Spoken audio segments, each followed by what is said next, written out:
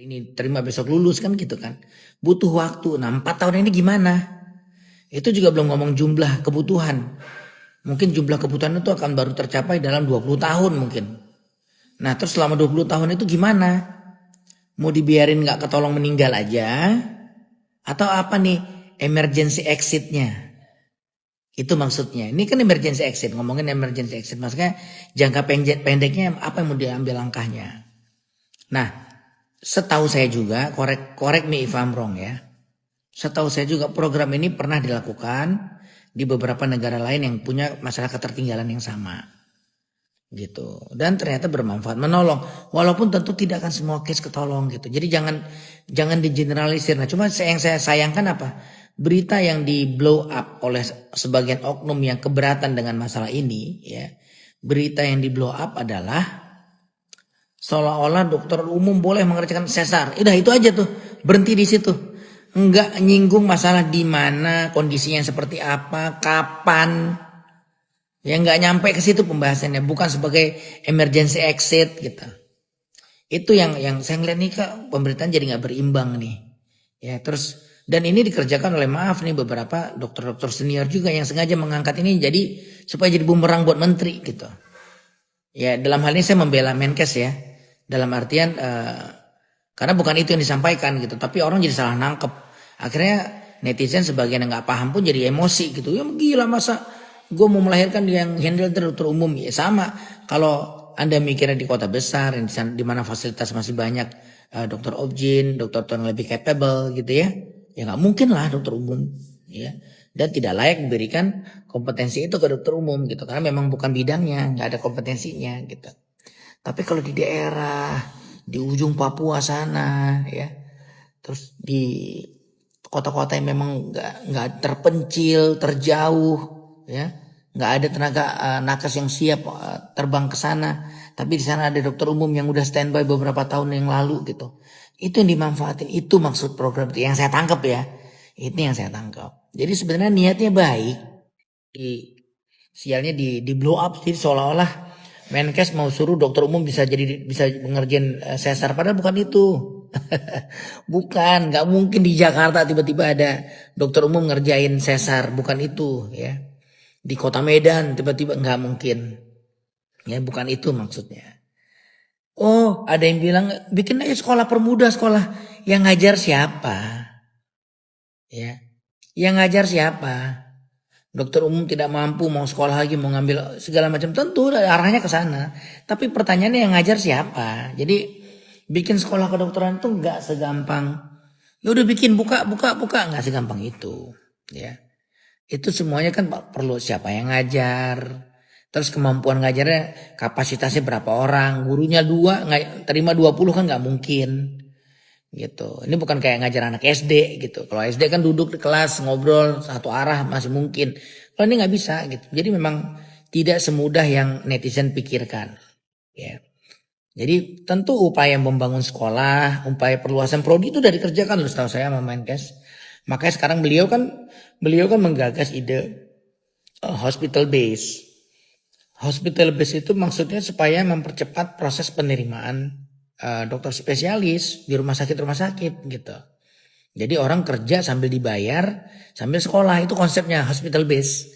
Gitu masuk, misalnya saya dokter umum nih, saya pengen ngambil objin. Ya udah di mana yang buka hospital base? Misalnya di rumah sakit Siloam ada hospital base misalnya gitu. Ya udah saya ngelamar ke sana sebagai calon residen dokter objin. Nah, kalau diterima ya udah saya masuk, saya kerja, digaji oleh rumah sakitnya, tapi saya sambil kerja sebagai dokter objin. Sambil belajar maksudnya sebagai calon dokter objin kita.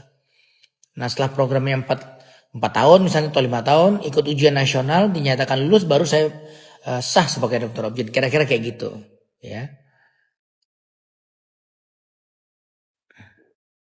Nah iya benar kayak seperti Ridho yang sampaikan, memang dokter umum belum mumpuni untuk sesar saat ini, makanya diajarin dulu ya.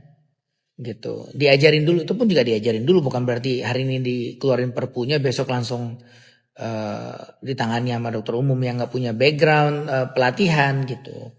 Jadi menurut saya idenya udah benar, idenya mungkin dilaksanakan, sangat mungkin untuk dilaksanakan, tinggal ya membicarakan teknisnya. Tentu itu juga nggak gampang ya.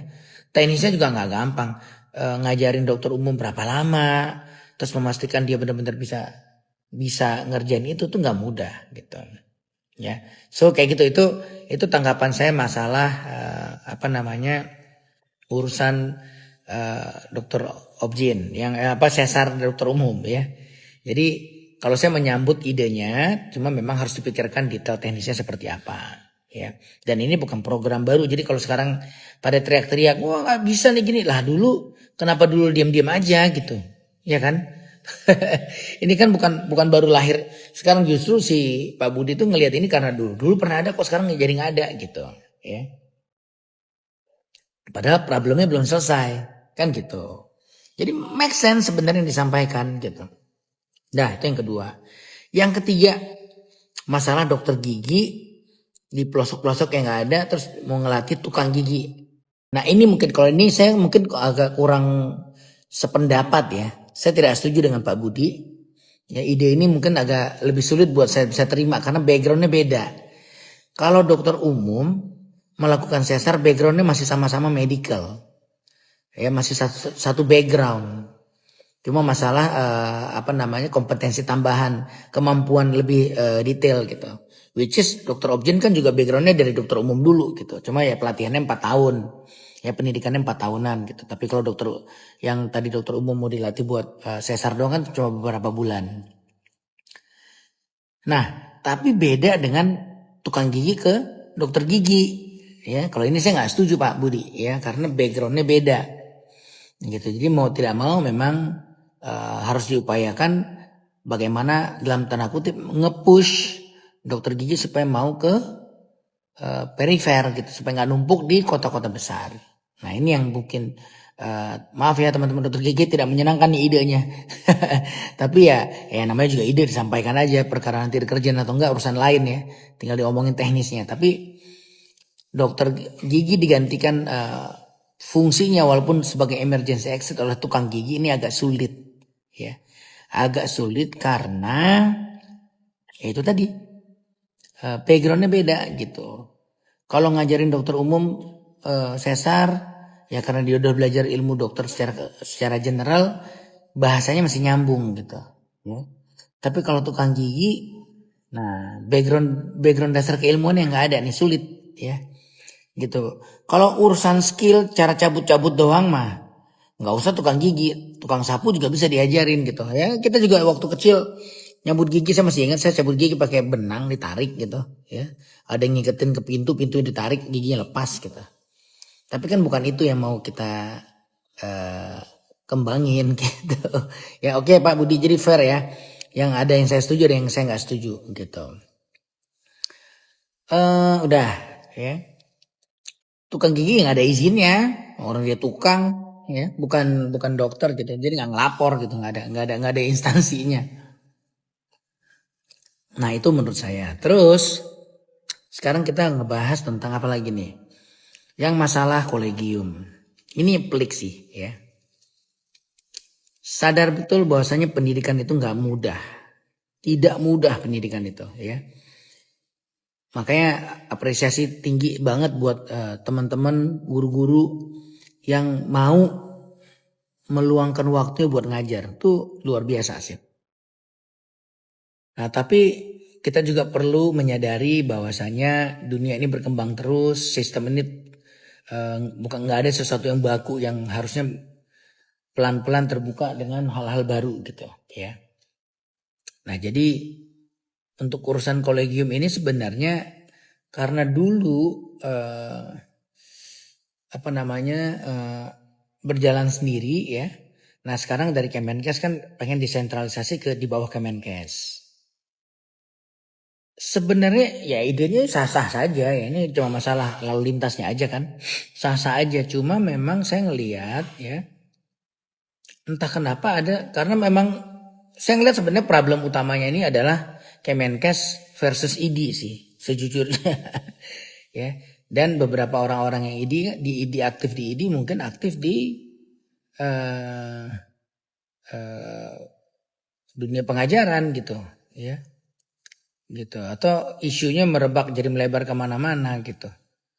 Karena kan peran ID jadi terpangkas ini sejak Kemenkes mengambil alih semuanya. Nah ini mungkin yang perlu diajak duduk bareng lagi gitu ya, diriset lah, diriset supaya semuanya terrangkul dengan baik gitu.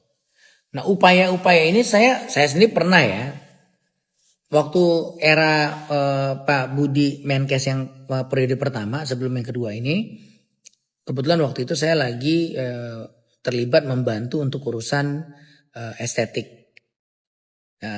Terus diundang beberapa kali buat jadi pemberi saran lah gitu. Sampai akhirnya waktu itu lagi kisruh lah, ada satu masalah kisruh. Terus saya coba jembatanin gitu dengan beberapa senior dan guru-guru di luar sana. Saya aturin meeting gitu. Saya tanya, mau nggak gini deh, daripada ribut-ribut nggak jelas, kita kan yang penting cari penyelesaian masalahnya. Mau nggak? Saya ngomong nih, saya sendiri yang ngomong langsung ke salah satu senior saya gitu. Ya. Mau nggak dok? Saya coba aturin, ketemu dengan Pak Budi, Pak Menkes, ya. Saya minta waktu beliau, nanti kita ketemu, duduk bareng, kita ngobrol. Jadi dokter bisa sampaikan bersama teman-teman yang lain, bersama tim yang lain, sampaikan idenya apa, ya apapun itulah sampaikan dulu gitu. Nanti beliau ya akan, biar beliau dan timnya yang akan coba menelaah dan bersikap gitu. Ya saya rasa kan yang penting ketemu dulu ya, ketemu sampein, kalau memang kita udah sampein nggak digubris baru lain ceritanya gitu. Udah oke nih. Udah oke. Udah saya hubungin Pak dari pihak dokter, tim teman-teman dokter bilang oke. Ya udah Tompi tolong bantuin aturin gitu. Kita mau deh ketemu gitu. Terus saya hubungin Pak Budi juga udah oke. Udah diatur nih, udah keluar tanggalnya. Tanggal udah keluar, jam udah keluar gitu. Oke, misal ketemunya Rabu malam jam 8 di rumah dinas, yang di rumah dinas menteri gitu. Dan udah keluar nih. Terus tiba-tiba pagi itu, Rabu paginya saya dihubungin oleh senior saya ini, Dokter Tompi, mohon maaf, pertemuan nanti malam harus dibatalkan karena teman-teman ngerasa nggak ada gunanya ketemu, ngapain ngobrol kalau semua akan sia-sia. Terus saya cuma bengong dong, lah gimana sih? Kalau kita nggak pernah sampaikan, gimana kita mau bisa ngomong sia-sia gitu? Ya, dan yang sebelah sana udah ngebuka pintu. Nah ini yang saya nggak ngerti sih. Ya, ini yang saya nggak ngerti, kok udah udah dibikin janji temunya. Ya harusnya ketemu dulu, sampein. Kalau udah disampein nggak dilayanin, baru udah kita teriak-teriak gitu. Nah yang sekarang yang saya lihat begitu juga. Kemarin juga beredar surat perhimpunan, ada satu perhimpunan diundang menolak ketemu. Terus kolegium diundang sama menolak ketemu. Nah terus maunya apa gitu? Maunya menteri diganti gitu. Kan ini kompleks ya, masalahnya kompleks. Jadi jangan, kalau saya ngelihatnya, kita menuntut orang dewasa, ayolah kita juga harus bisa dewasa gitu. Kita pengen didengerin ya, kita juga harus mau ngedengerin kan gitu. Ya. Bisa aja mungkin ada yang salah dari seorang Menkes ya, dia juga manusia gitu. Tapi kan bukan berarti salah itu nggak boleh dibenerin gitu, nggak boleh dirubah gitu. Jadi saya rasa ini perlu kedewasaan dari semua pihak buat mau merendahkan egonya, merendahkan emosinya, duduk ketemu ngobrol ya gitu. Ya itu saya rasa yang harus dikerjakan sih. Ya mudah-mudahan lah ya. Mudah-mudahan kita doakan yang terbaik buat dunia kesehatan di Indonesia gitu. Memang problemnya banyak dan gak segampang itu ngeberesin permasalahan ini sih. Oke. Ya udah, mudah-mudahan cukup mencerahkan. Terima kasih. Menkes keseringan statement blunder, nggak blunder. Kalau saya sih bilang nggak blunder. Ya. Cuma dijadiin blunderan. Dijadiin blunderan. Misalnya apa yang blunder? Yang masalah pendapatan gaji 15 juta. Itu memang definisi by World Bank begitu. Pendapatan sejahtera itu di angka 15. Terus kayak misalnya lingkar pinggang gitu. Dia kan gak ngomong penyakit, dia cuma ngomong in general. Ya jadi ini masih balik lagi ke konteks sih. Ya. Balik lagi ke konteks gitu. Iya, yang gaji 5 juta itu benar. Idealnya kalau ngomong sejahtera 15 juta, bukan 5 juta. Gitu.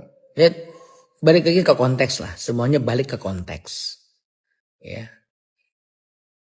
Iya, yang saya lihat lingkar pinggang tuh bener loh. Lu aja nggak paham. Ya, bener. In general kalau kita ngomong masalah obesitas, masalah gendut, itu benar, gendut itu penyakit. Ya, kalau ngomong ilmu manusianya makin banyak penyakit kan makin cepat mati. Ya. Itu ngomong begitu mungkin buat lebih bikin orang mudeng aja gitu. Ya nggak segampang itu kayak yang kita ketemu, kita kan baca dari media online, nggak dengar langsung proses secara keseluruhan. Jadi akhirnya yang kita komentarin kan media online-nya, bukan apa namanya? Yang kita tuh sering gini loh, misalnya seseorang ngomong A gitu ya, terus dikutip di media online, terus itu yang beredar, itu yang kita komentarin kan itu sebenarnya media online-nya, bukan real eventnya. Padahal ngomongnya panjang lebar kemana-mana gitu. Nah di situ dia ngejelasin, media online-nya nggak jelasin karena